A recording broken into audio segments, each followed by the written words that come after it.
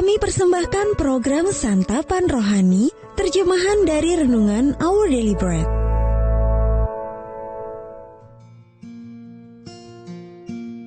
Sahabat ODB, pembacaan Alkitab hari ini terambil dari 1 Korintus pasal yang ke-16 ayat yang ke-10 sampai dengan ayat yang ke-14. 1 Korintus pasal yang ke-16 ayat yang ke-10 sampai dengan ayat yang ke-14. Beberapa pemberitahuan. Jika Timotius datang kepadamu, usahakanlah supaya ia berada di tengah-tengah kamu tanpa takut. Sebab ia mengerjakan pekerjaan Tuhan sama seperti aku. Jadi janganlah ada orang yang menganggapnya rendah, tetapi tolonglah dia, supaya ia melanjutkan perjalanannya dengan selamat, agar ia datang kembali kepadaku. Sebab aku di sini menunggu kedatangannya bersama-sama dengan saudara-saudara yang lain. Tentang saudara Apolos, telah berulang-ulang aku mendesaknya untuk bersama-sama dengan saudara-saudara lain mengunjungi kamu. Tetapi ia sama sekali tidak mau datang sekarang. Kalau ada kesempatan baik nanti, ia akan datang. Berjaga-jagalah, berdirilah dengan teguh dalam iman, bersikaplah sebagai laki-laki dan tetap kuat. Lakukanlah segala pekerjaanmu dalam kasih.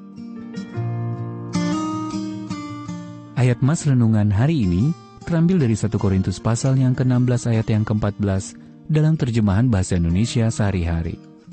Semua yang kalian lakukan, lakukanlah dengan kasih.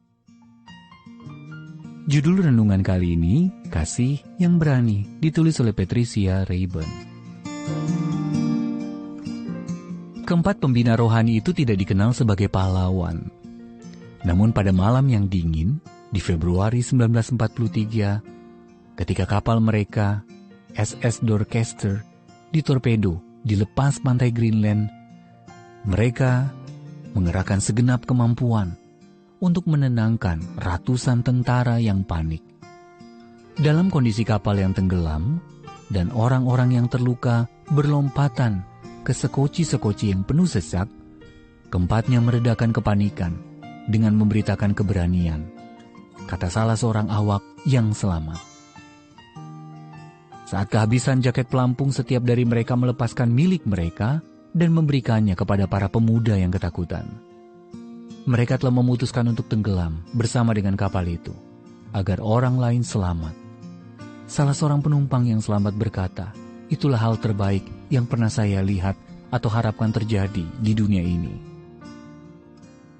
Ketika kapal semakin tenggelam, para pembina itu saling bergandengan tangan. Mereka berdoa bersama dengan suara keras, sambil terus memberikan semangat kepada orang-orang yang akan meninggal bersama mereka. Keempatnya dikenang karena keberanian mereka. Namun kasih menjadi ciri penyerahan diri mereka. Rasul Paulus mendorong semua orang percaya memiliki kasih seperti itu, termasuk jemaat di Korintus. Gereja yang diguncang oleh konflik, korupsi, dan dosa itu didesak Paulus. Hendaklah kalian waspada dan teguh dalam hidupmu sebagai orang Kristen. Bertindaklah dengan berani dan jadilah kuat. 1 Korintus pasal 16 ayat yang ke-13 dalam terjemahan bahasa Indonesia sehari-hari. Kemudian ia menambahkan, semua yang kalian lakukan, lakukanlah dengan kasih. Itulah perintah luar biasa yang perlu diingat setiap orang yang percaya, terutama ketika berada dalam krisis. Dalam hidup ini, ketika berbagai permasalahan melanda, mari berikan tanggapan paling berani yang mencerminkan Kristus, yaitu membagikan kasih-Nya kepada sesama. Sahabat ODB, mengapa kasih yang rela berkorban menjadi cerminan Kristus? Dan bagaimana kasih-Nya dapat mempengaruhi respons Anda dalam situasi yang sulit? Tuhan Yesus, ketika aku merasa tidak berani dan itu sering terjadi, bangkitkanlah keberanianku untuk rela membagikan kasih-Nya.